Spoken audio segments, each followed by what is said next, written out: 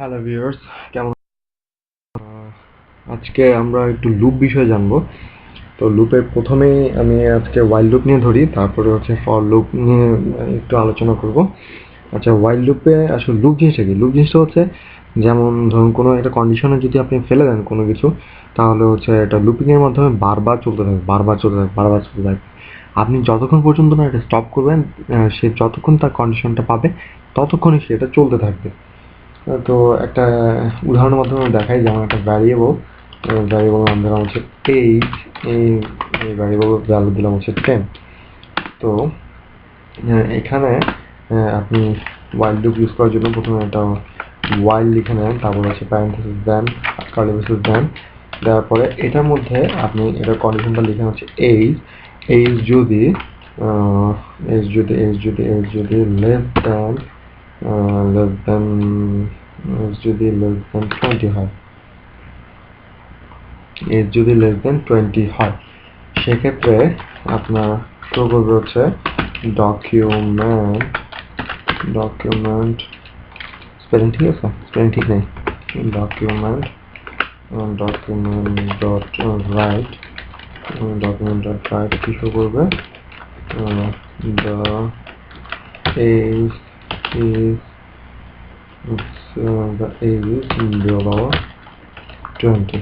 document data show করবে the age is below 20, otherwise document dot right এটা show করবে হচ্ছে the age is over 20, এটা show করবে হচ্ছে over 20। এখন দেখুন, একটা ওয়াইল লুপ ক্রিয়েট করলাম। ওয়াইল লুপের মধ্যে আমি দিলাম হচ্ছে কন্ডিশন একটা দিলাম যে এজটা হচ্ছে মানে 10 হচ্ছে 20-এর নিচে, তাহলে শো করে হচ্ছে দা এজ ইজ বিলো 20, আদারওয়াইজ যদি না পাও তাহলে এটা শো করে যাচ্ছে এটা। এখন যদি এটা আমি ব্রাউজারে নেই, তাহলে যে সমস্যাটা হবে সেটা হচ্ছে যে এখানে সে 10 পাচ্ছে, কতবার পাচ্ছে, যে সে 10 পাচ্ছে, মানে লুপে কীভাবে কাজ করে? প্রথমে ভ্যারিয়েবলটা দেখবে, তারপরে হচ্ছে লুপের কন্ডিশনের মধ্যে আসবে, কন্ডিশনের মধ্যে এসে শেষে ঘুরে আবার আসবে, এরকম ঘুরে আবার আসবে। তো যতক্ষণ পর্যন্ত সে 20-এর নিচে পাবে ততক্ষণই সে ব্রাউজার এটা শো করবে। ব্রাউজার শো করতে করতে একসময় টায়ার্ড হয়ে যাবে, টায়ার্ড হয়ে ক্র্যাশ হয়ে যাবে।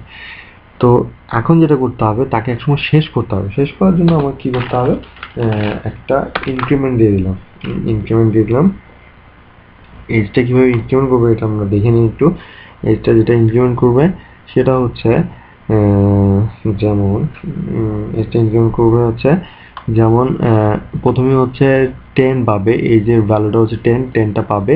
10টা হচ্ছে যেহেতু 20-এর নিচে, তাহলে কন্ডিশনটা ফিল আপ করবে। কন্ডিশন ফিল আপ করে কী শো করবে? সে শো করবে হচ্ছে the age is below 20 show করবে।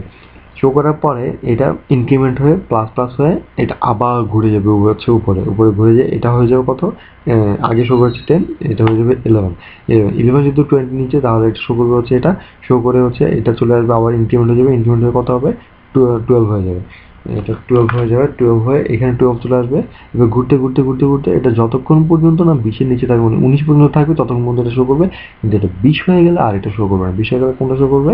20 হয়ে গেলে শো করবে হচ্ছে the age is over 20। So আমরা এটা দেখি কি অবস্থায় আছে ব্রাউজারে।